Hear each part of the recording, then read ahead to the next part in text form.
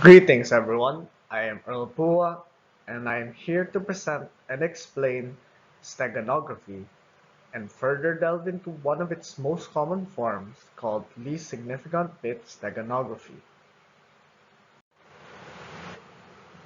For the contents of my presentation, I will first define what is steganography, followed by a brief history of steganography and its uses.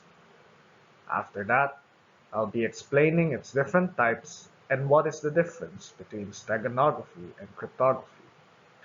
I will then return to image steganography and finally discuss the main topic, which is the least significant bit method. Aljamea, Attar, Ilopoulos, and Sami Ruzaman found that the word steganography came from two Greek words, namely steganos, which means cover, and graphia, which means writing. Based on a paper written by Habib, steganography is to hide a message through a channel. In a paper written by Cypher, Farley, and Lombardo, one of the earliest records of steganography was on the year of 440 BCE, or before Common Era. This was based on a record in ancient Greece when the Greek king Hystaios shaved the hair of a slave and wrote the message on his head. He let the hair grow back before sending the slave to the recipient, who will shave the hair of the slave and read the message. In fact, steganography was so useful that the Spartans were able to prepare against an invasion from Xerxes when Dermistus carved a message on a wax tablet and covered it with fresh wax, making it seem like a blank tablet. Steganography has a lot of uses, but I will only mention three of what I think represents steganography to this. So what are its uses? Well, steganography can be used to exchange sensitive information, conceal information, and to watermark. Steganography can be watermarking in the sense that you can conceal any identification that can help identify if something is someone's intellectual property, such as an image. But watermarking is not always steganography, because watermarking is not necessarily hidden in plain sight. Steganography and cryptography are usually understood as one and the same, and are often interchanged because of that idea. However, they are actually very different from one another. Steganography is understood hiding a message in plain sight without letting anyone know it exists, while cryptography is to keep information safe through encryption, making any third-party member or group unable to understand it. In conclusion, steganography can be understood as the lack of knowledge that a message is being sent, while cryptography is that the message is known but cannot be understood due to the way it was written.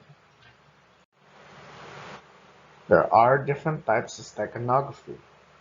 The most common ones are text steganography, image steganography, audio steganography, and video steganography. Image steganography utilizes images as cover files to hide messages or information.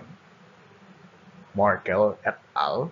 Found out that there are numerous known techniques of image steganography, such as spatial domain technique, transform domain technique, and spread spectrum technique, to name a few. The spatial domain technique utilizes the pixels of an image to hide the message. The transform domain utilizes a technique that exploits the weakness of the human vision. by changing the high-frequency brightness image so that the cover image will not alter to the point the human eye can detect it. Finally, the spread technique is based on its name itself, where the hidden file will be spread throughout the cover image. Here we have an example image. Just a good old regular image with nothing hidden, right? Now, let us compare this new image on the left and the previous image on the right. Both are pictures of Niagara Falls that I took during my visit to Canada. And if you look closely, there is no difference between the two of them, right? Well, the picture on the left is the original, untouched picture, while the picture on the right has a text document hidden in it.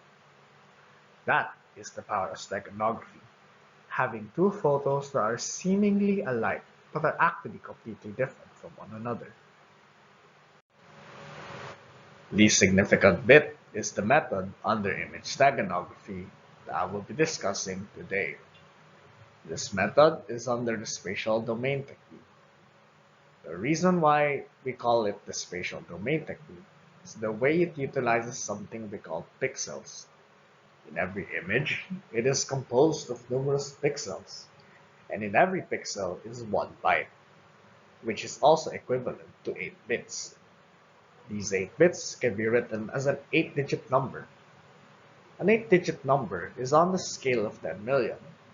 The file size of an image is based on the number of pixels, bits, bytes it has. This is where the least significant bit method comes in. Since an 8-digit number is a large number, the last digit or the last two digits, when altered, is considered to be insignificant. It is like a millionaire or billionaire losing a 20 peso bill. It does not affect them at all much. That is the general idea that the least significant bit method is utilizing.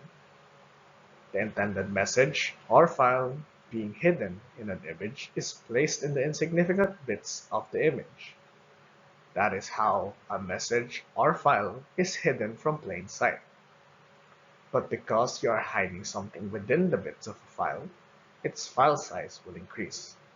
Therefore, as long as the sender and the receiver are the only ones with the original image, then the file size cannot give away that something is being hidden.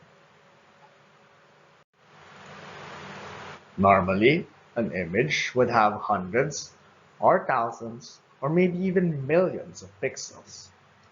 Therefore, we will be simplifying the example to make it easier to understand. Here on the left would be an example of an original image's 8-digit bits. On the right, we can see an image that has something hidden within it. If you notice, the last digit or the last two digits of each bit has been altered to a higher number. That indicates that there was something added to the image. Now, what happens if the last 3 or 4 numbers have been altered? Well, that image begins to change, which causes the image itself to distort, which may imply that the bigger the file size that will be hidden, we would need a larger cover file. Back to the previous example. Because the bits on the image were altered through the least significant method, we can now see there is a difference between the two images. This can only be seen once you check their file size. This is where cryptography comes into play. Steganography is good at concealing messages, but once it is discovered, then the message is there for anyone to see. Cryptography ensures that if the message is discovered, it will remain unread for as long as it has not been decrypted. This gives the sender or the receiver enough time to find another way to send each other messages, to store the evidence, etc. Who knows? Anything can be done under the sun. These are the various references I have used throughout the video. That is the end of my presentation, and thank you for listening. And I hope you have enjoyed and learned something about steganography and the significant bit. This is once again Earl Pua, and I thank you for your time.